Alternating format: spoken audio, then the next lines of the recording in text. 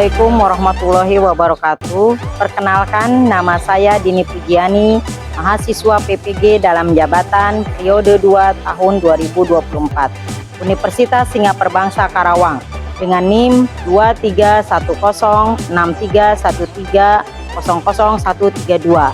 Saya mengajar di SMK Negeri 1 Rengas Dengklok dengan mata pelajaran matematika. Hari ini Selasa tanggal 5 Maret 2024, saya akan praktik pembelajaran UPIN di kelas 10 TJKT 1 dengan materi analisis data dan peluang submateri penyajian data. Demikian, wassalamualaikum warahmatullahi wabarakatuh.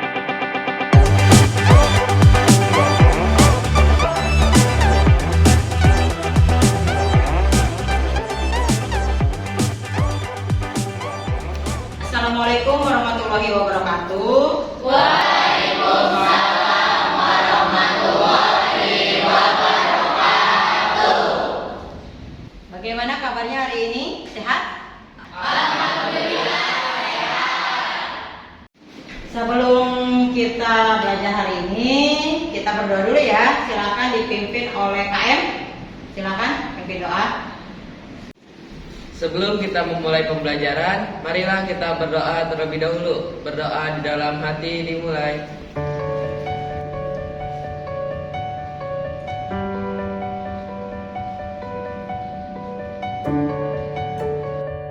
Berdoa selesai. Oke, sebelum kita mulai pelajaran hari ini, Ibu absen dulu ya. Hari ini siapa yang tidak masuk? Ada 2 orang, Bu, Fitri Nadia dan Cidian Trian, dua-duanya sakit. Dua-duanya sakit. Semoga cepat sembuh ya, dan nanti minggu depan bisa mengikuti pelajaran matematika lagi. Untuk kedisiplinan ya, kita coba cek dulu kerapihan ya. Siapa yang belum rapi dan sudahnya. Boleh kalian berdiri?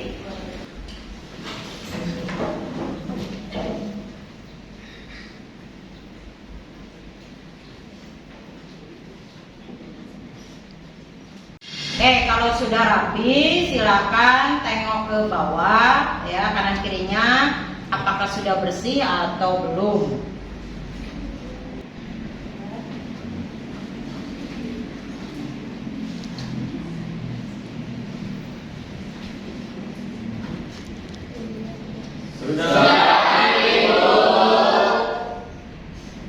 Kalau sudah rapi, silakan tengok ke bawah ya, kanan kirinya, apakah sudah bersih atau belum.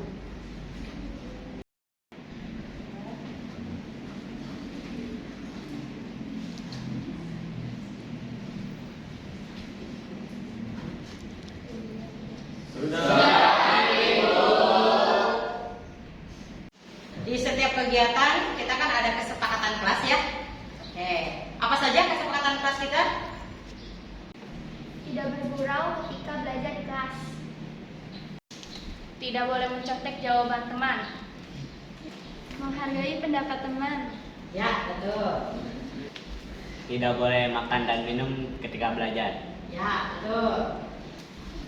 Tidak boleh tidur di dalam kelas ketika belajar. Betul. Nah, tadi itu kesepakatan kita bersama. Semoga kalian dapat mentaatinya dengan sebaik-baiknya. Untuk materi minggu kemarin kita sudah membahas tentang trigonometri. Untuk hari ini kita akan mempelajari tentang analisis data dan peluang dengan submaterinya itu penyajian data. Untuk tujuan pembelajarannya yaitu peserta didik mampu mengolah, menganalisis, dan menyajikan data dalam bentuk grafik. Boleh box plot, histogram, dan dot plot. Diagram kotak garis atau box and whisker plot yang disesuaikan dengan kebutuhan dan karakteristik atau natur data dengan rasa religius, benar kritis, gotong royong dengan penuh tanggung jawab. Kita lihat dulu ini profil pelajar Pancasila yang akan kita pelajari. Ini kita lihat dulu video aplikasi.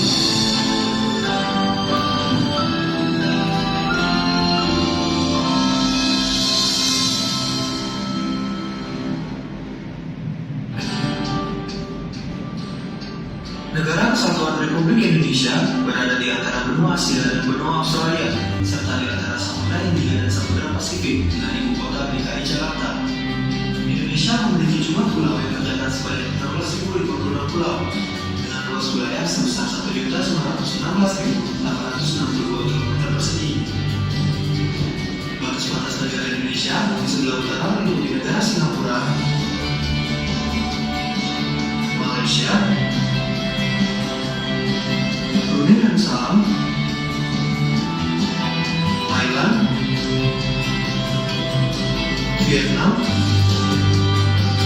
dan Filipina. A few moments later. Ya, dari tayangan video tadi ada dua pertanyaan. Yang pertama, apa yang kalian tangkap dari video tadi? Ya, dan juga yang kedua, bentuk data apa saja yang dilihat di video tersebut. Jadi Ibu di video tadi itu membahas tentang data. Datanya itu tentang jumlah pulau, jumlah iklim, keuangan, pendidikan, jumlah desa, data ekonomi, diagram keuangan, dan kebudayaan. Seperti itu. Oke, ya bagus. Kita kasih applause untuk temannya tadi. Oke, jadi untuk manfaat ya pada materi hari ini ya, yaitu kita akan mempelajari analisis data dan peluang, yaitu dapat digunakan untuk bisa mengambil keputusan, ya bisa juga untuk menyajikan data ya dengan tepat tentunya, terus juga mendukung penelitian ilmiah, memahami pola dan tren, ya mengukur risiko ketidakpastian, mendukung evaluasi kebijakan, mempererat argumentasi, mendukung perencanaan strategis dan lain-lain. Oke, supaya kita tambah semangat ya untuk materi kali ini, berdiri yuk, berdiri.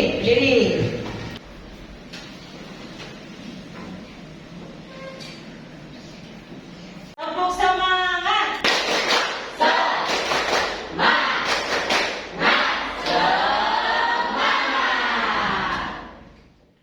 Ya, kita langsung ke materi ya. Sesuai dengan tadi yang pertama kita di awal ya, yaitu materi kita analisis data dan peluang. Untuk submaterinya apa tadi? Penyajian data. Untuk yang pertama kita mengeksplorasi dulu ya 7.1 penggunaan diagram Batang untuk menganalisis data. Nah, ini di buku paket juga ada, boleh dibuka silakan di halaman 174. Oke. Di sini ada masalah kontekstual ya, masalah tentang penggunaan diagram Batang untuk menganalisis data. Jadi bagaimana caranya kita bisa menyajikan data menggunakan diagram seperti itu. Oke. Di sini ada pandemi COVID-19 melanda seluruh dunia. Setiap harinya jumlah pasien yang terinfeksi virus COVID-19 terus bertambah. Pada tabel berikut, kalian dapat melihat rata-rata pertambahan pasien baru positif COVID-19 setiap minggunya di Provinsi DKI Jakarta. Silakan kalian amati ya, nanti kalian amati. Di situ ada tabelnya juga, ya ada tanggalnya, terus juga ada banyak pasien baru positif COVID-19-nya. Nah ini tabel tersebut real ya, ini dibulatkan ke bentuk puluhan ya, jadi tidak langsung segitu gitu kan, ada komanya tetapi ini dibulatkan. Oke, nah di situ nanti ada 4 pertanyaan ya, ada 4 pertanyaan yang harus kalian kerjakan ya. Nah itu sudah Ibu buat dalam bentuk lembar kerja peserta didik ya, nanti akan Ibu bagikan setelah kalian duduk berkelompok. Ya, kita langsung ke materi ya, tentang analisis data dan peluang. Untuk submaterinya yaitu penyajian data. Oke, di sini ada sebuah masalah ya, masalah soal kontekstual. Di sini kita akan mencoba mengeksplorasi penggunaan diagram batang untuk menganalisis data. Oke, di sini silakan kalian amati ya. Pandemi COVID-19 melanda seluruh dunia. Setiap harinya jumlah pasien yang terinfeksi virus COVID-19 terus bertambah. Pada tabel berikut, kalian dapat melihat rata-rata pertambahan pasien baru positif COVID-19 setiap minggunya di Provinsi DKI Jakarta. Nah, di sini ada tabel tentang penambahan yang atau pasien terkena positif COVID-19 di Jakarta ya. Di sini ada untuk minggu ke-1 Desember 2020 itu berjumlah 1.170 pasien ya. Minggu yang kedua di bulan masih sama di bulan Desember 2020 yaitu 1.220. Minggu ketiga Desember 2020 1.520. Minggu keempat Desember 2020 1.830. Minggu keempat Desember 2020 1.900 pasien. Minggu ke-1 Januari 2021 yaitu 2.120 pasien. Nah, ini jumlah dibulatkan ya ke puluhan terdekat di sumber dari coronajakarta.go.id. Dari tabel ini kita akan belajar mengolah, menganalisis dan juga menyajikan data pasien COVID-19. Sekarang kita bagi kelompok ya sesuai dengan kelompok yang sudah kita sepakati ya. Silakan dibagi kelompoknya, duduk berkelompok, silakan.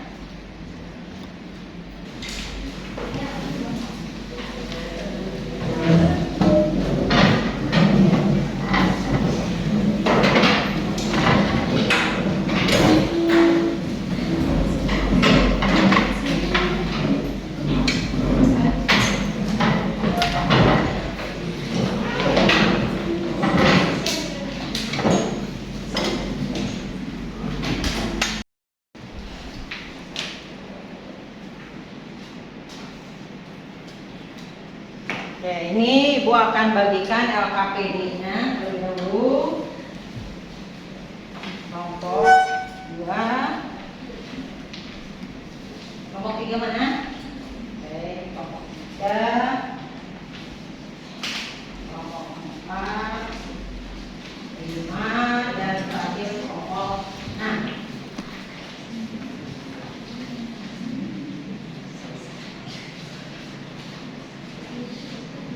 Oke, silakan kalian buka ya LKPD-nya. Di situ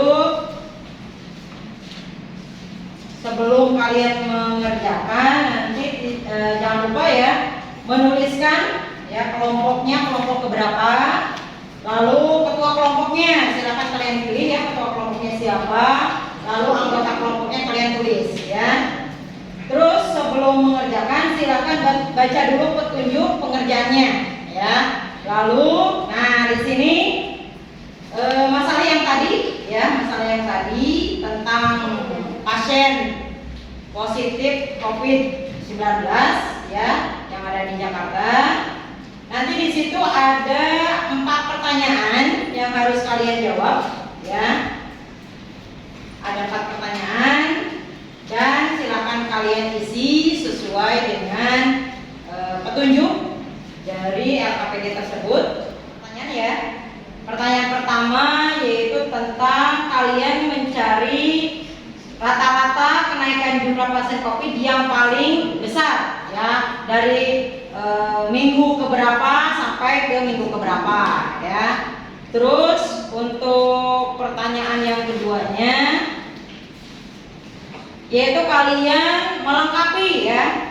Di situ ada diagram batang, boleh dilihat, ada diagram batang. Silakan nanti kalian lengkapi dari tabel yang kalian amati ya.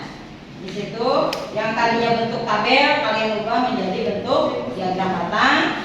Nanti kalian gambar ya di LKPD di halaman berikutnya.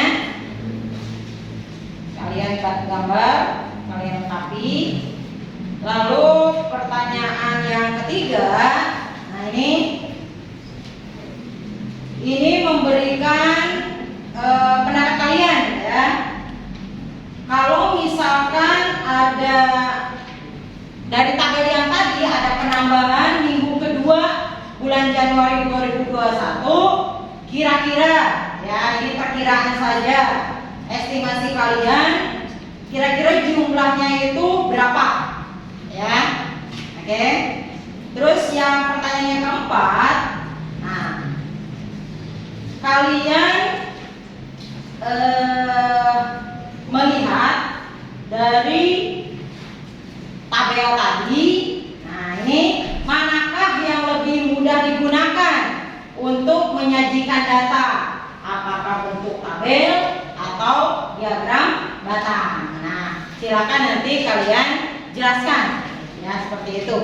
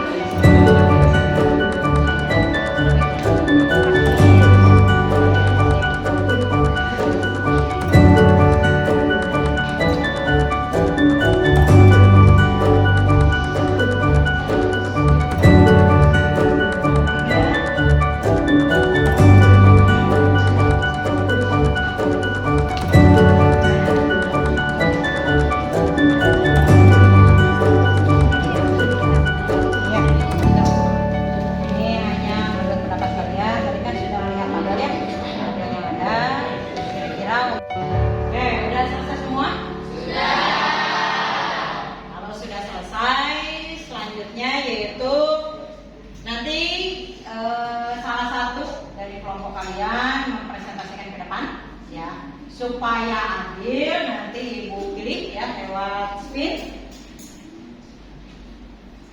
Nanti dipilih kelompok mana yang beruntung ya. Maju ke depan yang pertama. Oke.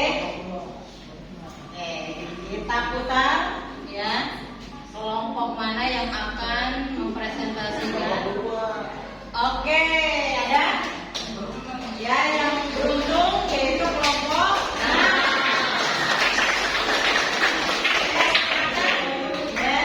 Oke, ayo kelompok 6.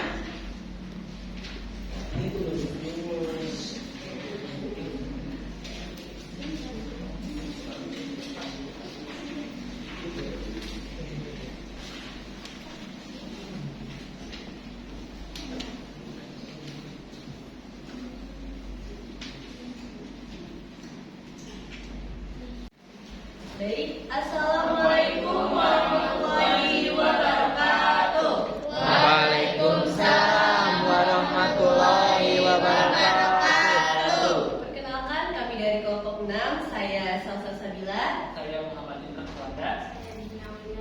Saya juga Lestari. Saya Uda. Saya Nilainya Putri. Di sini kami akan memberikan hasil diskusi kami untuk mengerjakan lembar kerja peserta didik LKPD tentang diagram batang. Oke, pertanyaan pertama akan dijawab oleh teman saya.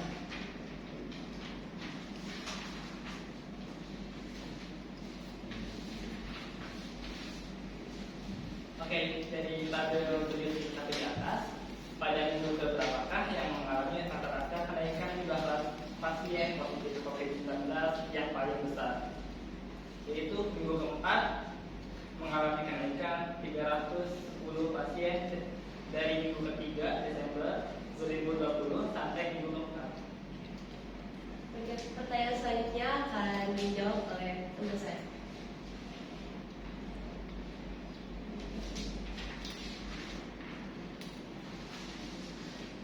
Di sini kami akan menggambar diagram terlebih dahulu, yaitu diagram belakang.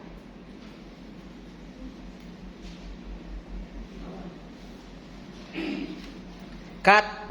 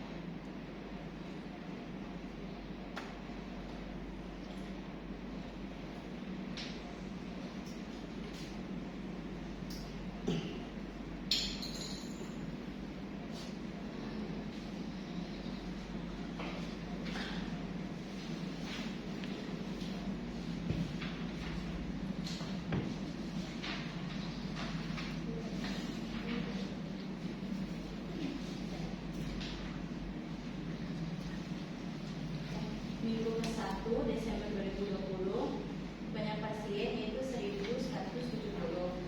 Minggu kedua Desember 2020 1.220. Minggu ketiga Desember 2020 1.520. Minggu keempat Desember 2020 1.830. Minggu keempat Desember 2020 1.900. Minggu ke 1 Januari 2021 2.120. Oke, lanjut ke pertanyaan ketiga, yaitu akan dilakukan oleh pengusaha.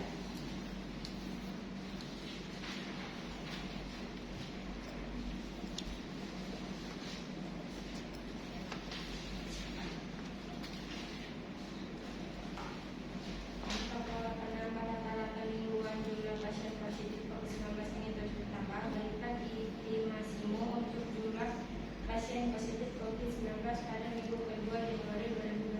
Jelaskan alasanmu.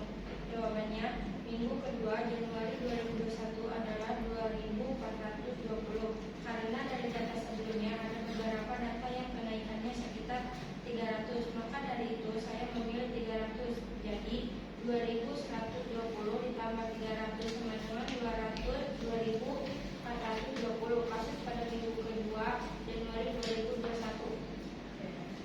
Dan terakhir yaitu saat menentukan kenaikan jumlah pasien COVID-19 yang paling besar, manakah yang lebih mudah digunakan, tabel atau diagram batang? Jelaskan. Menurut kami, yang lebih mudah digunakan adalah menggunakan diagram batang, karena kita bisa melihat beda panjang batang yang bersebelahan dengan selisih terbesar. Seperti contoh yang kita buat di video, itu bisa terlihat perbedaan selisih besar dan tingginya suatu batang.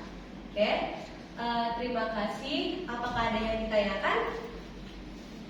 Tidak ada? Oke, baik, terima kasih. Sekian presentasi dari kelompok kami. Mohon maaf jika ada kata-kata yang salah atau kurang. Terima kasih. Wassalamualaikum warahmatullahi wabarakatuh. Waalaikumsalam warahmatullahi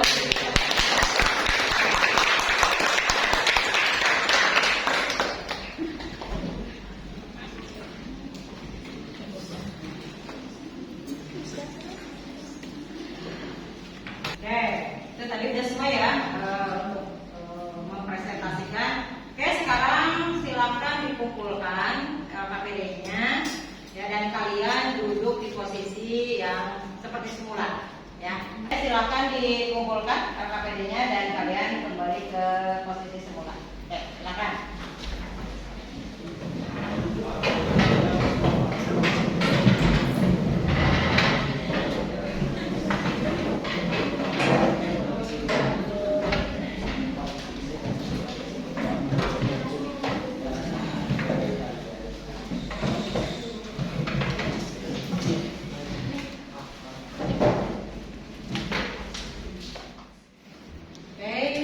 Kita simpulkan ya untuk pembelajaran hari ini. Apa yang akan kita simpulkan dari kegiatan tadi dari awal sampai akhir? Ada yang mau menyimpulkan? Saya Bu, yang dapat saya simpulkan dari pembelajaran hari ini, saya dapat memahami apa itu diagram batang, cara mengukur jaraknya. Saya lebih memahami diagram batang daripada yang tabelnya gitu Bu. Oke, kita kasih applause. Oke, betul apa yang dikatakan oleh Sri ya. Hari ini kita mempelajari tentang penyajian data. Tadi kan sudah ya kita pelajari. Ada yang datanya itu berbentuk tabel ya, ada juga berbentuk diagram batang. Nah, sebetulnya itu sama saja ya, termasuk ke dalam penyajian data ya. Jadi ada yang berbentuk tabel, ada yang berbentuk diagram batang, ada juga yang diagram lingkaran, diagram garis ya, dan seterusnya. Nah, dengan kita mempelajari tentang penyajian data ini ya, nanti kedepannya ya insya Allah ini akan bisa kalian gunakan ketika nanti kalian bekerja ya, ataupun nanti kalian kuliah mungkin mengambil jurusannya tentang statistik, ya. Nah ini bisa digunakan ya untuk data berbagai macam, entah itu mungkin kependudukan dan sebagainya, seperti itu. Dan tentunya kalau data itu harus real, ya, seperti yang tadi ya, yang dilihat di tabel itu merujuk dari Google ya, dari Google, tetapi itu data real supaya ketika kita lihat, oh ternyata betul ya, ketika kemarin ada COVID-19 itu penambahan pasiennya itu dari minggu ke minggu itu meningkat. Nah artinya ketika sebelum kita menyajikan data itu betul-betul kita harus mengolah dan menganalisisnya itu dengan benar, datanya yang akurat, tidak boleh yang palsu, ya, seperti itu. Oke, untuk materi berikutnya minggu depan ya kita akan belajar masih tetap ya tentang materinya analisis data dan peluang, tetapi untuk sub materinya yaitu tentang ukuran pemusatan ya, nanti ada nilai rata-rata, median dan juga modus ya, seperti itu. Oke,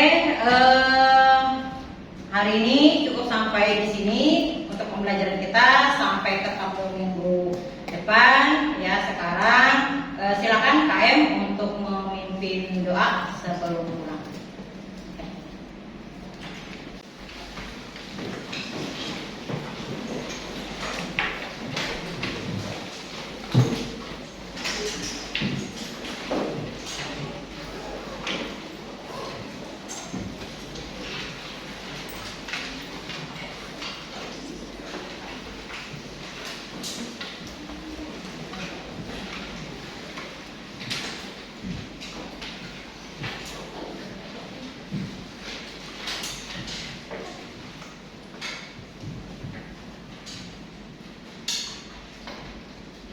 Duduk rapi.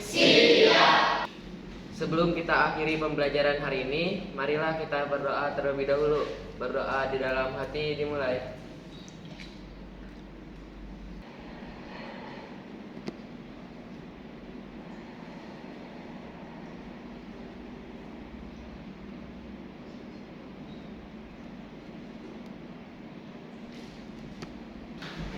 Berdoa selesai. Beri salam.